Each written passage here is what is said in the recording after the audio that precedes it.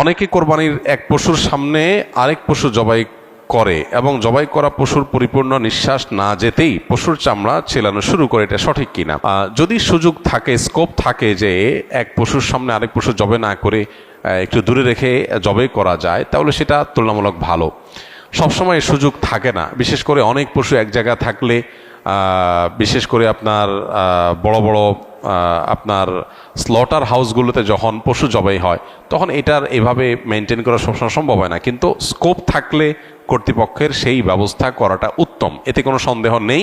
কারণ একটা পশুর সামনে আরেক পশুকে যখন জবাই করা হয় ওই পশুটা খারাপ ফিল করে, অপ্রয়োজনে তাকে তো খারাপ ফিল করানোর দরকার নাই। যতটুকু প্রয়োজন তাকে জবাই করে খাওয়ার ব্যবস্থা আল্লাহ তাআলা রেখেছেন, তার শরীরে আপনার রিজিক আল্লাহ তাআলা রেখেছেন, আপনি খাবেন, কিন্তু প্রয়োজন ছাড়া তাকে অহেতুক কষ্ট দেওয়া সেটা শরীয়তে নিষিদ্ধ। নবী সাল্লাল্লাহু আলাইহি ওয়াসাল্লাম বলেছেন, ইন্নাল্লাহা কাতাবাল ইহসানা আলা কুল্লি শাই, আল্লাহ প্রতিটা বস্তুর প্রতি ইহসান করতে আমাদেরকে ফরজ করে দিয়েছেন, নির্দেশ দিয়েছেন। সো আমরা যখন প্রাণীকুল পশু পাখি সেগুলো হালাল পশু পাখি জবে করে খাবো, সেক্ষেত্রেও তাদের প্রতি ইহসান করার নির্দেশ নবী সাল্লাল্লাহু আলাইহি ওয়াসাল্লাম দিয়েছেন এবং বলেছেন, তোমরা যখন জবে করবে ফাহসিনু যিবহাতা, তখন যেই পশুটাকে জবাই করছো তার প্রতি অনুগ্রহ করো। কিভাবে অনুগ্রহ করো? অহেতুক কষ্ট দিও না, যে কষ্ট না দিলে চলে সেটা কেন দিতে যাবে।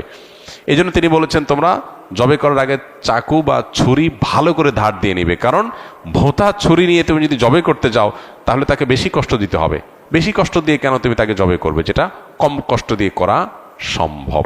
এই জন্য এই জিনিসটা একটা গুরুত্বপূর্ণ দিক। আরেকটা হলো যে পশু জবের পর যে তার চামড়া ছেলা শুরু করা প্রাণ বের হওয়ার আগে, খুবই গর্হিত কথা।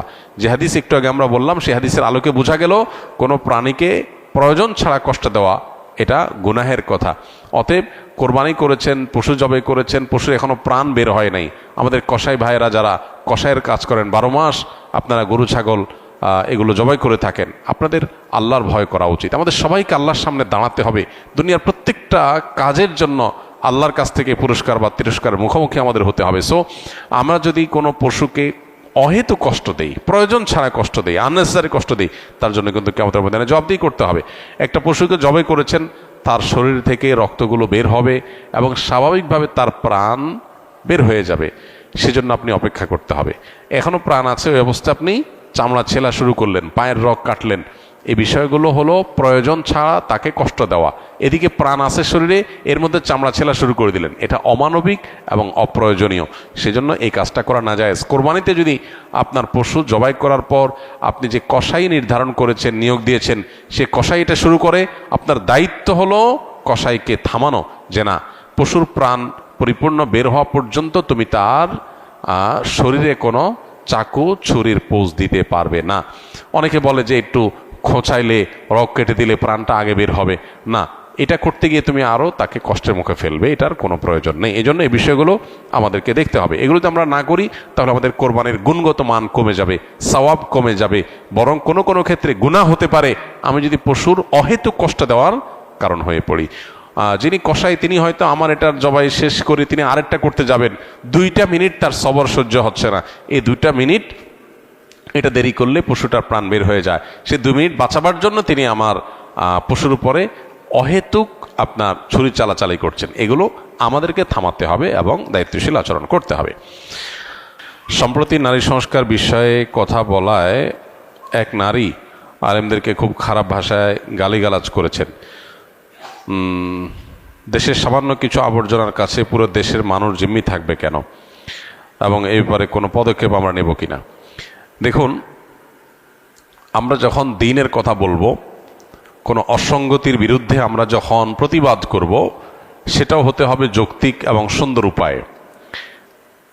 এখানে আমরা অনেকে আছি যারা সোশ্যাল মিডিয়াতে ইসলাম এবং মুসলমানদের স্বার্থ রক্ষার জন্য লড়াই করেন, এবং আমাদের এই ভূখণ্ডে, আমাদের এই সমাজে অনাচার এর অনুপ্রবেশ ঘটাবার জন্য যারা চেষ্টা করে তাদের বিরুদ্ধে অনেকে সোশ্যাল মিডিয়াতে দাওয়াতি কাজ করেন, অ্যাক্টিভিজম করেন, এটা খুব ভালো কথা। কিন্তু এইটা করতে গিয়ে আপনি মানুষকে বাজে কোনো ট্যাগ দেওয়া, গালি দেওয়া, কারোর ব্যাপারে কোনো জাজমেন্টাল কমেন্ট করে তার চরিত্র নিয়ে প্রশ্ন তোলা বা কোনো প্রকার কালিমা লেপন করা, এগুলো কোনো দায়িত্বশীল মুসলমানের কাজ না।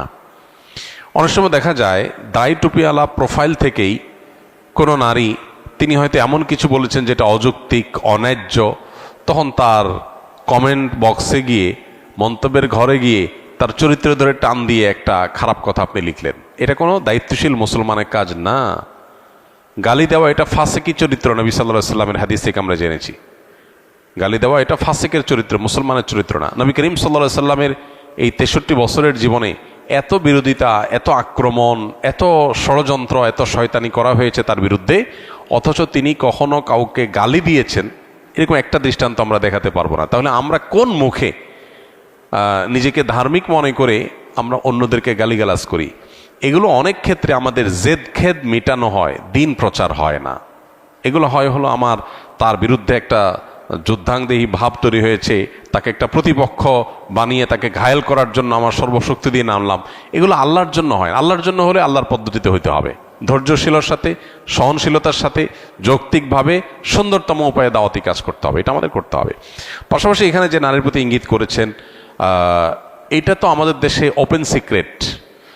আলেম ওলামাদের সাথে যাদের শত্রুতা বা বিদ্বেষ, বা আলেম সমাজকে যারা দুচোখে দেখতে পারে না, তারা চারিত্রিকভাবে বেশিরভাগ ক্ষেত্রেই এতটাই লুজ, তাদের ক্যারেক্টার এতটাই দুর্বল এবং খারাপ যে বিভিন্ন সময় তাদের ভালো মানুষের আসল চেহারাটা ফুটে উঠে যায়।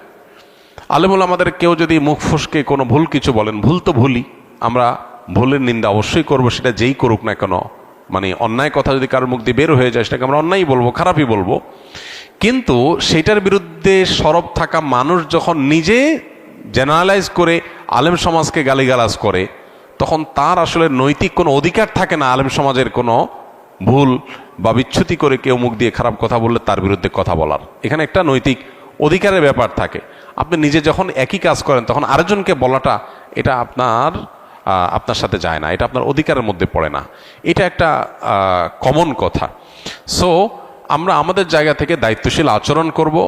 আর এরকম যারা দ্বিচারিতা করে, নিজেরা সারাদিন আলেমুল আমাদের এক হাত নেয়, আবার সকাল বিকাল সবক দিতে আসে, তাদের দ্বিচারিতা এবং দ্বিমুখী আচরণের কথা আমরা মানুষকে জানিয়ে দিব ইনশাআল্লাহ, এবং তাদের ব্যাপারে আদর্শিক যে অবস্থান আমাদের সেটা আমরা পরিষ্কার করব। দুর্গন্ধ ময়লাযুক্ত পানি রিফারিং করার পর তা দিয়ে ওযু বা পান করার হুকুম কি? দুর্গন্ধ হয়েছে, এটা রিপেয়ার করার পর ময়লা বা দুর্গন্ধ যদি দূর হয়ে যায়, সেটা দিয়ে ওযু করাও জায়েজ, পান করাও জায়েজ, গোসল করাও জায়েজ, কাপড় চোপড় ধোয়াও জায়েজ। আর কোনো অল্প পানি, অল্প পানি যদি হয়, সেখানে যদি নাপাক পড়ে, তাহলে সেক্ষেত্রে সেই পানি ব্যবহার করা জায়েজ নয়। পরিমাণে অনেক বেশি, সেটা খালের পানি, পুকুরের পানি, নদীর পানি, সেটা ময়লা হয়ে গেছে, সেটাকে যদি রিপেয়ারিং করে পরিষ্কার করা যায়, তাহলে সেক্ষেত্রে আপনার ইয়ের মাধ্যমে, কি বলে এটাকে, পানি শোধনাগারের মাধ্যমে এটা যদি পানিকে বিশুদ্ধ করা যায়, তাহলে সেক্ষেত্রে সেটা জায়েজ হবে, খাওয়া, ওযু করা, পান করা সব কিছু। এখানে কোনো প্রকার নাজায়েজ থাকবে না যে জিনিসটা নাপাক ছিল, এখন স্বচ্ছ হলে কি হয়েছে, নোংরা ছিল। বেশি পরিমাণ পানি হলে সেটা পরিশুদ্ধ করার মাধ্যমে ব্যবহার করা যাবে।